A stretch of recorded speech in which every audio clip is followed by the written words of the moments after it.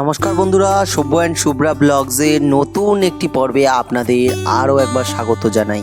আজকের পর্বটি মূলত বাঙালির 12 মাসে যে 13 পার্বণ হয় তার মধ্যে একটি শ্রেষ্ঠ পার্বণ রথযাত্রা উৎসব নিয়ে। হ্যাঁ, আজকের দিনে আমাদের সব কচিকাচারা কিন্তু এভাবেই রথ নিয়ে রাস্তায় বেরোয়।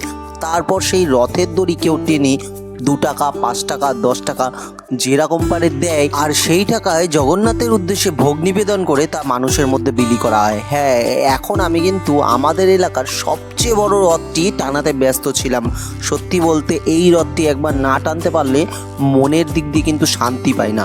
আসলে এই রথটি কিন্তু আমার জন্মের আগের থেকেই এইভাবে সুসজ্জিত হয়ে প্রতি রথে রাস্তায় বেরিয়ে পড়ে জগন্নাথ তার মাসির বাড়ির উদ্দেশ্যে যাবে বলে। দেখেছেন তো, জগন্নাথ দেবের গল্প করতে করতেই আমরা কিন্তু পৌঁছে গেলাম একেবারে এই রথের মেলায়। আর এই রথের মেলাটি কোথায় জানেন? হ্যাঁ, রথতলা, কল্যাণী রথতলা রয়েছে সেখানের একটি বিখ্যাত রথের মেলা। আর এই রথের মেলায় প্রচুর লোকের সমাগম হয় প্রত্যেক বছর। আমি কিন্তু এর আগেও এক বছর এসেছিলাম, সে বছর শুভ্রাকে নিয়েই গিয়েছিলাম, তবে তখন গিয়েছিলাম অবিবাহিত অবস্থায়। আর এখন কিন্তু আমরা বিবাহিত হয়ে এবছর নতুনভাবে আবার সেখানে পদার্পণ করলাম। আর সত্যি বলতে সেখানে কিন্তু আগের থেকে অনেক সুন্দর ডেকোরেশন হয়েছে, মন্দির চত্বর অনেক সুন্দর করা হয়েছে।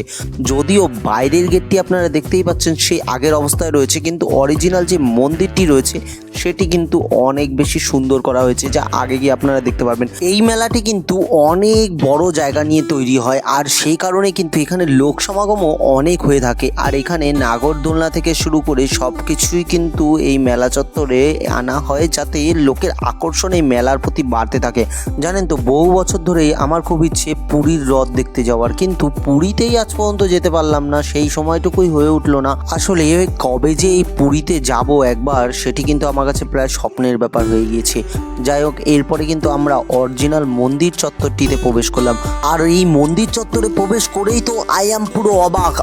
কি লাগছে মন্দিরটিকে, একদম সেই মাপের নতুন করে একদম এত সুন্দরভাবে সাজিয়েছে যে অসাধারণ লাগছে। আর জানেন তো বন্ধুরা, এই মন্দিরটি নিয়ে কথিত আছে এই মন্দিরটি চারপাশ থেকে যদি আপনি গোল গোল করে ঘুরে আপনার মনোকামনা 3 বার ঘুরতে হবে, আর আপনার মনোকামনা মনোবাসনা ভগবানের উদ্দেশ্যে বলতে হবে, সেক্ষেত্রে আপনার এই মনোকামনা বা বাসনা পূর্ণ হতে পারে। হ্যাঁ, এরকমই কিন্তু কথিত আছে। যাই হোক, আমরা কিন্তু সেখানে গিয়েও আমাদের পরিচিত রিচা এবং অমিতদাকে পেয়ে গেলাম। রিচার ছবি তুলতে তো অমিতদা অনেকক্ষণ ধরেই ব্যস্ত ছিল, আর সেখানে গিয়ে শুভ্রাও জুড়ে গেল। নানান রকম ছবি তোলার পরে আমরা হালকা গল্পগুজব করে নিয়ে তারপরে কিন্তু রিচার মেয়ের সাথে একটু খুনসুটি করে নিল শুভ্রা, আর সেখান থেকে রিচার মেয়ে একেবারে আমাদের টাটা গুড বাই জানিয়ে বিদায় নিল। আর এরপরে কিন্তু আমরাও চলে গেলাম ওই যে উদ্দেশ্য মন্দিরের চারপাশে 3 বার ঘুরবো। সবাইকে দেখা দেখি তো এই জিনিস করতেই হবে, ভগবানের আস্থা বলে কথা। আর আমরা কিন্তু মন্দিরের উপরে উঠে গেলাম, আর তারপরে কিন্তু আমরা মন্দিরের চারপাশ দিয়ে গোল গোল করে ঘুরছিলাম। হ্যাঁ, ঘুরতে ঘুরতে মাথা কিন্তু ঘুরে যায়নি, কারণ জায়গাটা ছিল অনেক বড়, আর আপনি হাঁটতে থাকবেন, তাতে মাথা ঘোরার কোনো ব্যাপার নেই। হ্যাঁ, ভগবানের প্রতি আস্থা কিন্তু নষ্ট হতে দেওয়া যাবে না।